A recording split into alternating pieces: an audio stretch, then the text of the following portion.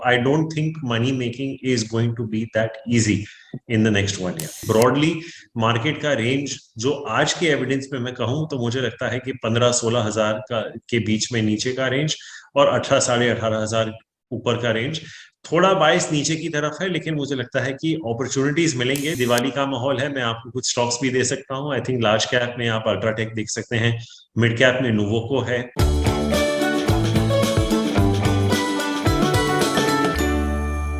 नमस्कार, आप सभी को दिवाली की ढेरों शुभकामनाएं। आपके घर में धन की बारिश हो, जीवन में तरक्की आए, समृद्धि आए और आपके घरों में बरकत बनी रहे, ये दिल से प्रार्थना आप सभी के लिए।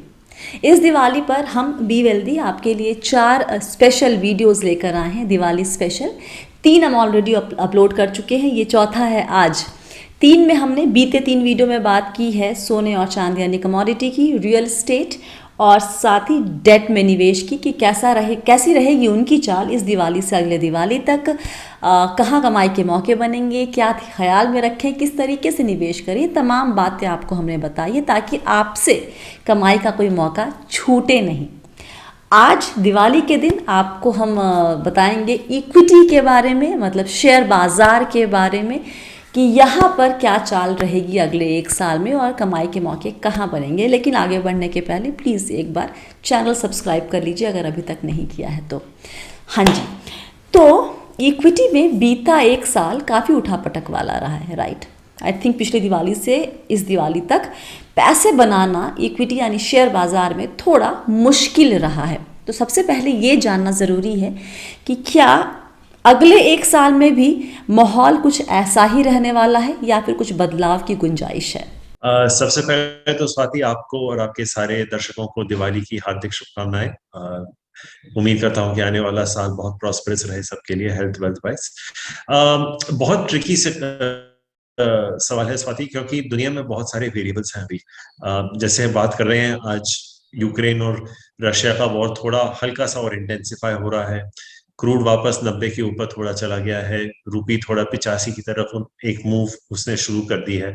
तो एक थोड़ा ट्रिकी सिचुएशन है, लेकिन अगर मैं एक लाइन में आपके सवाल का जवाब दूं स्वाति, तो I don't think money making is going to be that easy in the next 1 year. बहुत आसान रहा है। आपको याद होगा स्वाति, 7,500 की निफ्टी का लो था पैंडेमिक पे, वहां से 18,500 ऑलमोस्ट एक लीनियर फैशन में चला गया था। तो पैसा बनाना बहुत आसान था और लोगों ने बहुत पैसा बनाया भी है। तो मुझे लगता है कि जैसे लाइफ में कोई भी चीज लीनियर नहीं होती, नेक्स्ट ईयर भी आपके निवेशकों को या आपके दर्शकों को थोड़े मॉडरेट और टेम्पर्ड एक्सपेक्टेशंस रखने चाहिए कि बाजार आपको कितना रिटर्न दे पाएगा। क्योंकि जिस तरह की रेट हाइक्स हुई है सेंट्रल बैंक से पूरी दुनिया में, एक स्लोडाउन स्लैश रिसेशन इमिनेंट है और उसके चलते डिस्प्रोपोर्शनेट रिटर्न्स एक्सपेक्ट करना थोड़ा मुश्किल लगता है। तो मुझे लगता है कि ब्रॉडली मार्केट का रेंज जो आज के एविडेंस में मैं कहूं तो मुझे लगता है कि 15-16 हजार के बीच में नीचे का रेंज और 18-18.5 हजार ऊपर का रेंज थोड़ा बाइस नीचे की तरफ है। लेकिन मुझे लगता है कि अपॉर्चुनिटीज मिलेंगे, लेकिन मुझे लगता है कि काफी हद तक रेंज बाउंड होगा और पैसा बनाना इतना आसान नहीं होगा जितना कि पिछले 18 से 24 महीने में था। तो अब यहाँ पर ये जानना भी ज़रूरी है कि अगले 1 साल में ऐसी कौन कौन सी घटनाएं होंगी जिसका असर बाज़ार पर पॉजिटिव तरीके से नहीं, मतलब कि ऐसी घटनाएं जो बाज़ार को नीचे लेकर जा सकती हैं, वो हो सकती हैं, उन पे ज़रा नज़र रखने की ज़रूरत होगी। तो ज़रा सुन लेते हैं कि वो घटनाएं क्या हैं, ताकि आप जो भी फैसला करें अपने डायरेक्ट शेयर मार्केट में जो निवेश है उससे जुड़ा हुआ, वो थोड़ा सोच समझ के करें। देखिए स्वाति, सबसे इंपॉर्टेंट वेरिएबल फिलहाल तो क्रूड ही है हमारे लिए। सब कुछ इस पर निर्भर करता है, क्योंकि क्या है स्वाति कि अगर दुनिया रिसेशन में चली गई तो आपके एक्सपोर्ट्स पे एक बड़ा सवालिया निशान उठ जाता है कि आपके गुड्स और सर्विसेज कंज्यूम कौन करेगा। तो आपके एक्सपोर्ट्स पे सवालिया निशान उठ जाता है। अब प्रॉब्लम ये हो जाती है कि अगर क्रूड 100, 105, 110 चला जाता है और रुपी 85 हो जाती है, तो ये प्रॉब्लम ये है कि आप इंपोर्ट भी कर रहे हो हायर दाम पे और आपकी करेंसी भी डिप्रिशिएट होती है, तो एक डबल वैमी हो जाती है।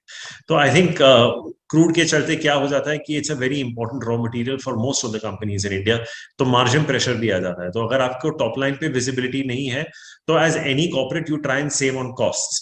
और अगर कॉस्ट भी आपके फेवर में नहीं किया तो आपके मार्जिन पे भी काफी हद तक इम्पैक्ट आता है। और ऑब्वियसली इन सब के चलते we are a twin deficit economy, ये सब जानते हैं, मैं कुछ नया नहीं कह रहा। लेकिन आपके अगर करेंसी पे प्रेशर बना रहा स्वाति, तो अगर मैं फॉरेन इन्वेस्टर हूं तो मेरे रिटर्न्स भी, जितने आपकी रुपी डेप्रिशिएट हो रही है, मेरे रिटर्न्स भी उतने वाइप आउट हो रहे हैं।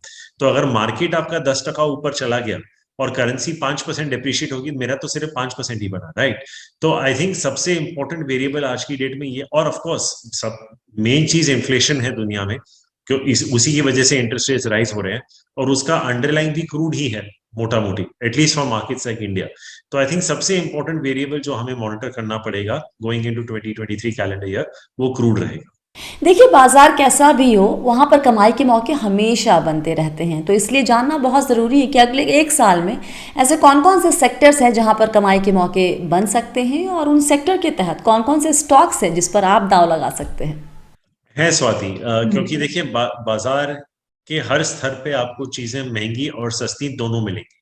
आपको सिर्फ और अपॉर्चुनिटीज ढूंढने हैं, और आपका थोड़ा कैश, जैसे हम बोलते हैं कीप योर पाउडर ड्राई, वो थोड़ा आपको रखना है कि आपको सही प्राइस पे अगर आपको अपने स्टॉक्स मिल गए तो आप वहां पे निवेश कर सकते हैं।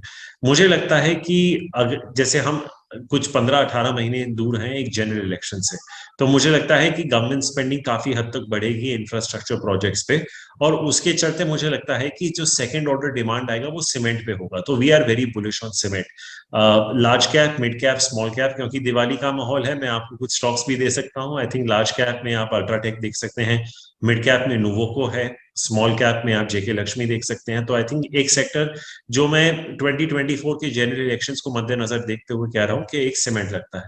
दूसरा, अगर जैसे हम चर्चा कर रहे थे, अगर पुल बैक आ गया मार्केट्स में और ग्लोबल स्लोडाउन हो गया, तो लोग इंट्यूटिवली डिफेंसिव सेक्टर्स में चले जाते हैं।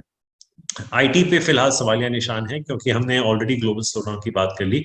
लेकिन मुझे लगता है स्वाति कि pharma can make a comeback, एक ऐसा सेक्टर है जहां काफी हद तक लाइमलाइट में नहीं रहा है। जो डोमेस्टिक फोकस्ड कंपनीज हैं, चाहे वो सिप्ला हो, जेबी केमिकल्स हो, Ajanta pharma, Eris life sciences, और ऑब्वियसली कुछ जिनों के पास बहुत ही बेहतरीन आर&डी कैपेबिलिटीज हैं, जैसे सन फार्मा, इन कुछ 5-6 नामों पे हम काफी बुलिश हैं, उनमें निवेश किया जा सकता है। तो and lastly I think Swati, I think अगर गवर्नमेंट का फोकस रूरल इकोनॉमी पे चला गया तो कंज्यूमर स्टेपल्स की भी वापसी हो सकती है, names like Hindustan lever, Dabur, Britannia. तो मुझे लगता है कि cement, infra, pharma and as a resultant of the government spending, उसका एक थर्ड ऑर्डर इम्पैक्ट हो सकता है कंजप्शन, कंज्यूमर स्टेपल्स पे। तो जैसे लीवर, ब्रिटानिया, डाबर जैसे नाम, तो ये कुछ नाम या सेक्टर्स ध्यान में आ रहे हैं, जहन में आ रहे हैं, जो आज की डेट में भी मुझे लगता है कि अच्छे एंट्री पॉइंट्स पे हैं और इनको पोर्टफोलियो में जरूर रखा जा सकता है। आज के वीडियो में फिलहाल इतना ही, और इसी के साथ हमारी दिवाली स्पेशल सीरीज यहीं पर ख़त्म होती है। हमने 4 वीडियोस में आपको 4 asset class, equity, debt, real estate और कमोडिटी के बारे में जानकारियां दी हैं। उम्मीद करते हैं कि आपको ये बातें समझ में आ गई होंगी और आप उस जानकारी का सही इस्तेमाल करते हुए अपने निवेश को और ज़्यादा सफल बनाएंगे, अपने पैसे को और अच्छे से बढ़ाएंगे। आपको ये आज का वीडियो हमारा कैसा लगा, नीचे कमेंट करके लिखिए। ये पूरी सीरीज़ अगर आपने देखी है तो उस पर भी आप अपने राय अगर देना चाहें तो ज़रूर दीजिए। जिन्होंने नहीं देखी है, बाकी पीछे के 3 वीडियोस डिस्क्रिप्शन बॉक्स में चेक कीजिए, वहाँ पर लिंक है, आपको वो मिल जाएगा, तो वो भी ज़रा देख लीजिए और उसके बाद फीडबैक दीजिए। तो एक बार फिर से आप सभी को दिवाली की ढेरों शुभकामनाएं। आप सब खूब तरक्की करें, समृद्ध रहें, ये मेरी आपके लिए प्रार्थना। याद रखिए, आप हैं मेरे यानी स्वाति के साथ, और हम सब हैं बहुत ही सावधानी और समझदारी के साथ अमीर बनने के सफ़र पर। अपना वक्त देने के लिए बहुत बहुत शुक्रिया। Stay blessed, healthy and be wealthy.